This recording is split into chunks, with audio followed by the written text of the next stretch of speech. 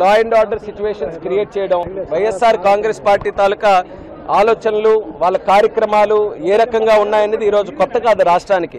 గత 5 సంవత్సరాలు కూడా జగన్మోహన్ రెడ్డి గారికి చాలా ఎంతో అభిమానంతో ముఖ్యమంత్రి రాష్ట్రం చేస్తే, ఆయన వచ్చిన తర్వాత చేసింది ఏంటండి?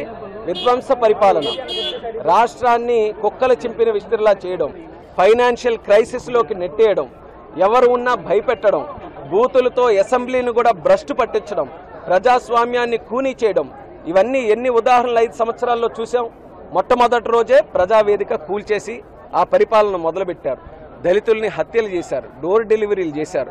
ఇలా మహిళల మీద మానభంగాలు, ఎన్నో రకాలైనటువంటి కుట్రలు, భూ కబ్జాలు, శాండ్ మాఫియాలు, లిక్కర్ మాఫియాలు, ఇలా ఎన్నో రకాలైనటువంటి అరాచకాలు ఈ రాష్ట్రంలో చేస్తే ప్రజలు బుద్ధి చెప్పడానికి ఈరోజు వాళ్ళకి సమాధానం చెప్తూ 11 సీట్లకు పరిమితం చేశారు. ఎప్పటికైనా మేల్కోవాలి కదా, ఎందుకు 11 వచ్చాయనేది ఒక జ్ఞానోదయం వాళ్ళందరికీ కలగాలి కదా. ఇంకా వాళ్ళు ఏమంటున్నారంటే నరికేస్తాం, పొడి చేస్తాం, చంపేస్తాం అని చెప్పి law and order problem create చేయడానికి ఇది